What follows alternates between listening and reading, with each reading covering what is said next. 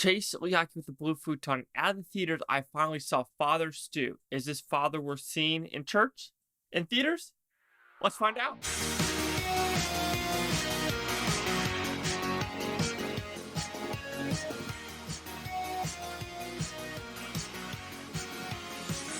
So Father Stew, what's it about? It's a very simple premise, actually. It's based off a true story of a person played by Mark Wahlberg. His name is Stuart Long, and bad boy mentality. Bad things happen in his past. Always getting DUIs.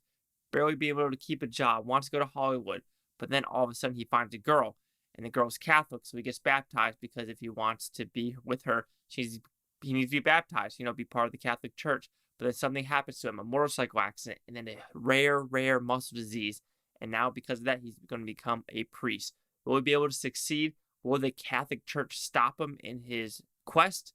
Let's find out. So did I like this movie? I enjoyed this movie a lot. Yes, it might have been a little bit over 2 hours and it might have been a little bit too long, but I think the story is heartfelt, it's warming, and it needs to be told because it's about not giving up and what in your life is actually important to you and to everyone else. What can you do for other people? How far will you go to succeed? Are you going to be stubborn enough to get to that finish line?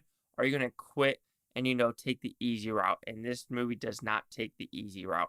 So with that, I'll give the negatives of the movie first. I do think, like I said, in a little bit of the intro, it is a little bit too long.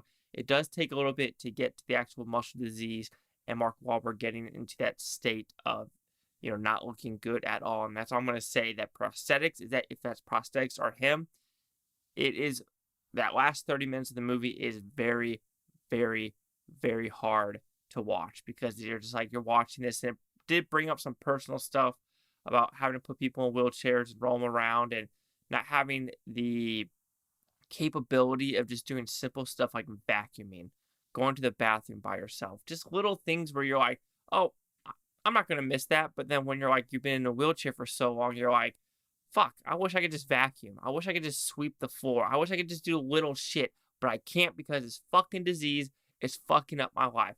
So some people could have that mentality, but this Father Stu character, or Stuart Long, didn't have that mentality. He kept trying. He kept going. He wanted to help people and do everything that he can in this care facility. So all I can say about this movie is it is a little bit too long. Everything else, I enjoyed this movie. The humor that was supposed to be there worked. Yes, some of it might be like, kind of humor, but, that kind of humor was acceptable back in the day. And I think it can still be humorous now, but it just matters on the person watching the movie. I laughed. I thought the story was extremely needed at this time of day of what you're willing to do. The acting's great. I thought the director was great. It was written great. I enjoyed this movie as a whole. It brought up past emotions. It brought up new emotions, and it just worked for me as a whole. The whole Mel Gibson, Mark Wahlberg, Jacki Weaver, they all work extremely well as this dysfunctional family because something has happened in the family years ago. I think it was like 1962 or 1967 or something like that. So there's a reason why the Catholic Church, or God as a whole, is very just standoffish in this movie because something happened at that time. And it's a completely understandable storyline of, what the fuck? Like, you hear Catholic churches and a lot of people say that, oh, they're in a better place. Well, I find that hard to believe for some people to say that to people that haven't experienced that of like, so you're saying they are not better with their family, having fun, going on vacations, doing fun stuff together, having children, but no, now they're gone from this earth, but they're in a better place. Like that justification, I think, is pretty weak for the Catholic Church, as well as there's a couple things I'm going to nitpick on is, luckily it did go in a right route, and thank God it did, but there is reasoning of like the Catholic Church wanted to stop Father Stu because disease wouldn't let him be able to do the body of the Christ or the blood of Christ, and, it's a sacrament, and they're going to like, he'll spill it, he'll kind of choke on it or something like his muscles. So the Catholic Church like, oh, you're not going to be able to do what you're needing to do. But there are different ways of preaching the gospel, preaching the Bible, talking about God, than, having to do the priesthood stuff. You could easily, like, there's a good scene in the trailer, go to prisons, just talk to people in confessionals and do everything like that. There's a strong confessional scene at the very end of the movie where a lot of people cried. I mean, I didn't cry in this movie, but a lot of people were like trying to hide the sniffles from the males, and the girls, were crying the whole. Oh my god! Oh my god! But that was happening. And then also with the Catholic Church of, how we are preaching this stuff. I do think it is very interesting of what we're doing, because a lot of the times we are preaching to people in the Catholic Church, to people that kind of have a good life. I mean, yes, this movie does go into like, the low income style of communities, but why aren't like the churches going to the homeless people, going to people that actually are needing help? I mean, you could look at, I know it's not a Catholic church, that guy in Houston that is a millionaire, and it's like Protestant or something like that. So I know there are different levels of Baptist, Mormon, and there's a lot of religions out there, but there are some religions that kind of need to like you're a millionaire, you really don't need help. What about that person, living in the street? What about, because when I was in Africa, we built desks for schools, and a lot of them were Muslims and Catholics, and they're actually coexisting pretty well together, and that's very rare. And so with that, those people need more help.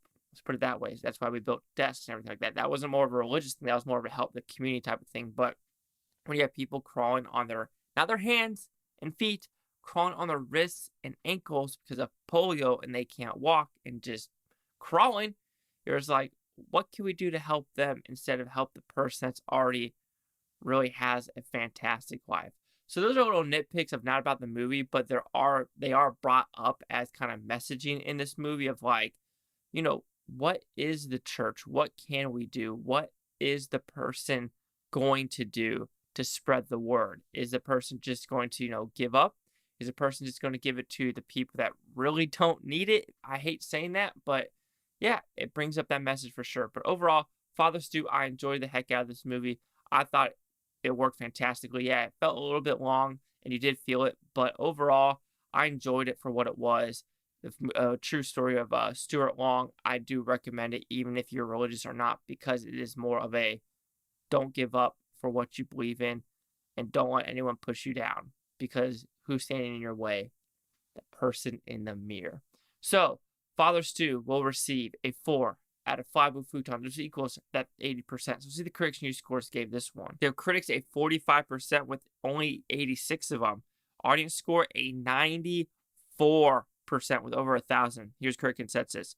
Mark Wahlberg is hardworking but miscast. And Father Stu? How is he miscast?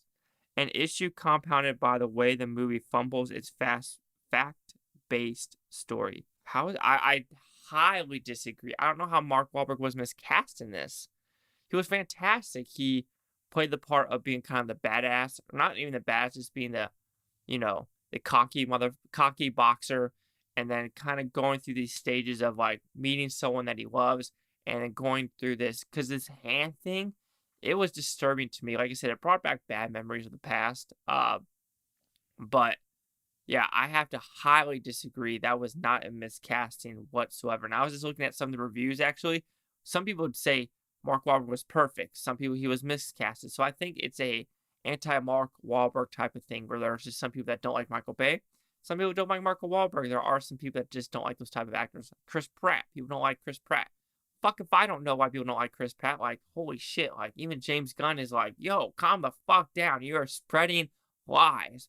And that's what Twitter is. Lies. Anyway, well, hopefully Elon Musk fixes that. Please, Elon. But I'm not buying a Tesla. Sorry. I'm not doing it. I have bad nightmares about Teslas killing me. Yeah, I know. I'm weird. Anyway, 94, 45, 80. Chase Suck with the Blue Futon. Like, comment, subscribe. Let me know what you think about Futontopia. You Blue Tony's. Thanks for watching. Have a great day. And I know people are going to look at this because it's a religious movie. I don't need to watch it. But it is an R-rated one. There is some language.